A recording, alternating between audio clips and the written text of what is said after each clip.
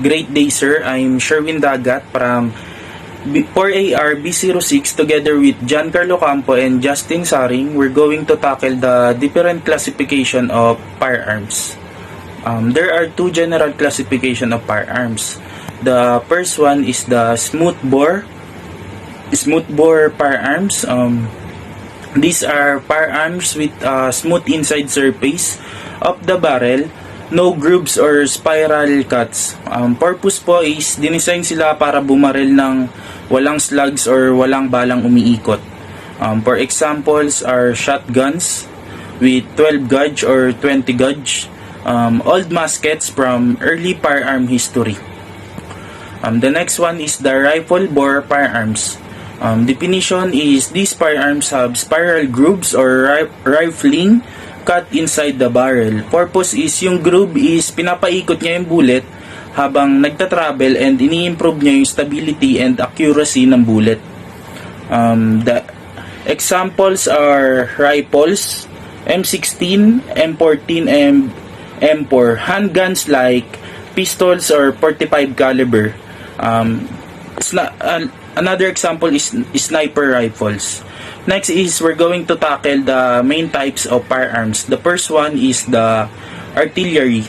Definition of artillery is artillery refers to large heavy firearms that are too big to be carried by a single person. So madalas nakasakay ito sa mga vehicles, tanks or platforms. Some example of this is cannons, mortars, and tank guns. Characteristics are fire large caliber projectiles like rockets or shells, used as long range attack to destroy enemy position, vehicles or buildings. This is used for military force only. The next one is the small firearms. Definition is small firearms are firearms that are carried by one or two persons. Some examples are handguns like pistols or revolvers, rifles, assault rifles, and sniper rifles, and also shotguns. Characteristics are fire small caliber, used in defense or law enforcement. Categories. Now we're going to tackle the categories of pistol. The first one is the single shot pistol. Mechanism is single shot pistols holds and fires one cartridge at a time and the must be reloaded after each shot. And its barrel is rifled like most handguns, so a single bullet is stable and accurate. Mechanically, it's very simple. Pull trigger hammer. Striker falls round bars used mostly for target shooting or hunting animals. The next one is the multi-barreled pistol. Its barrel have two or more barrels allowing several shots before reloading. Each barrel is usually rifled. They fire one barrel at a time, single action or fixed firing sequence rather than automatically cycling rounds. Mechanism is trades capacity and rate of fire for compactness and mechanical simplicity. Usage is commonly used for close range self-defense, historical novelty, or backup carry. The next one is the semi-automatic handgun. It fires one round per trigger, pull and then release the next round automatically. This gives faster follow-up shots and higher capacity than single shots design. Widely used by police, military, and civilians for self-defense duty and competitive shooting. The next one is the automatic handgun. Mechanism is an automatic handgun will continue firing multiple rounds as long as the trigger is held and ammunition is available, because its mechanism cycles continuously using recoil or gas energy. Barrels are rifled like other pistol, but full auto handguns are rare and usually heavier or select fire variants of semi-autos. Usage is mostly military or specialized roles. Civilian ownership is restricted in most places. A revolver is a type of firearm with rotating cylinder that holds multiple chambers, usually 5 to 9. Each chamber aligns with the barrel when fired, allowing several shots without reloading. Its design ensures accuracy and reliability, making it one of the most iconic handguns in history. There are two kinds of revolver. The first is a single revolver, and the second one is the double action revolver. Number 1. Single action revolver. In a single action revolver, the shooter must manually cock the hammer before each shot. Pulling the trigger only releases the hammer to fire. This type is known for its light trigger pull and was commonly used in early revolvers like the Colt models of the Wild West era. The second is double action revolver. It allows the shooter to fire simply by pulling the trigger. The trigger bolt cocks and releases the hammer in one motion, enabling faster firing. It's more convenient in combat or defense situation because it doesn't require manual cocking.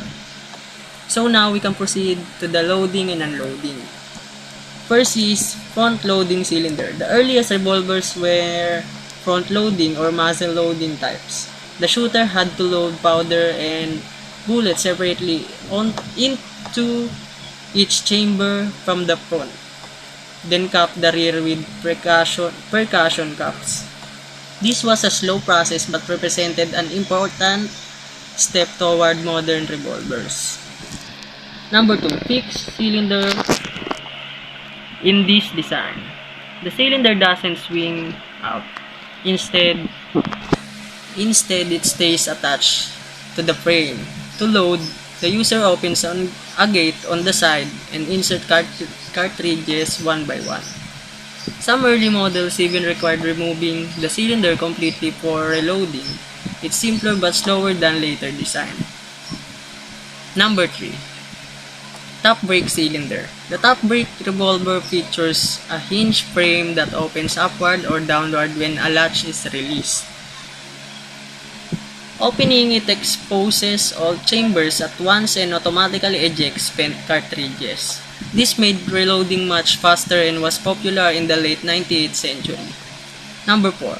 Tip-up cylinder. In the tip-up design, the barrel tilts upward on a hinge to expose the rear of the cylinder for loading and unloading. It was one of the first revolvers designed for metallic cartridges, used mainly in early Smith & Wesson models before being replaced by stronger designs. Last, swing-out cylinder. The most modern and practical design, the swing-out cylinder, pivots out to the side of the frame. This allows all chambers to be emptied and reloaded at once using an ejector rod or speed loader. It's the standard design in today's double actions revolvers used by law enforcement and civilians. Hi everyone, today we'll discuss the different types of firearms according to the mechanical constructions as part of the ballistic subject from the Philippine College of Criminology. First, we have single-shot firearms. These are the simplest type designed to shoot only one round before reloading. Next, the repeating arms. They can hold multiple cartridges and can be fired several times without manually loading each shot. Then comes the bolt action type, where the shooter manually operates a small handle called a bolt to load and eject cartridge. It's commonly used in rifles, known for accuracy and power, often used in hunting and sniping. The lever action type uses an external lever below the receiver to chamber the next rounds. It's fast and was popular in old western rifles like the Spencer repeating rifle. The slide or pump action type worked by manually sliding the forearm parallel to the barrel, loading and ejecting shells commonly seen in shotguns like the pump action type. Next, in the semi-automatic type, this firearm fires one shot per trigger, pull and automatically loads the next round using the energy from the previous shots. Examples include the M16 rifle.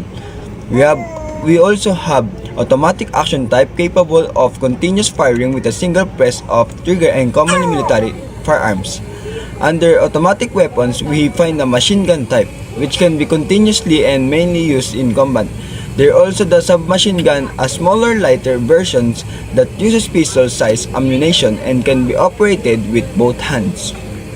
Finally, let's talk about shotguns. The single-barrel shotguns use one barrel and one cartridge per load. The double-barrel shotgun has two barrels either side by side or over and under. The pump-action shotgun uses a sliding forearm to reload, and the auto-loading shotgun automatically reloads after each shot using recoil energy. And that's a quick overview of the main firearm types of mechanical construction, from single-shot rifles to automatic and shotgun systems.